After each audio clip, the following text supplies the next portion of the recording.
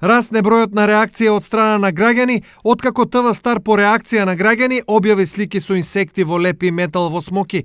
Денес до нив се прикачени и нови на кои се гледаат црви во Буковец и производи со изменет рок кои се купени во помал штипски трговски ланец на маркети.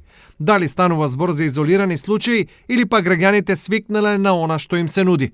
Па нешто незадоволни. Зошто незадоволни? Па некои има недоси, па некои подобри така. Пошто према квалитетот на робата, со тај квалитет не е. Дали ова значи дека граѓаните се пуштени сами на себе и дали производителите го почитуваат декларираното? Тоа не го почитуваат. Поштено да се кажеме. Има нешто така што не се почитува.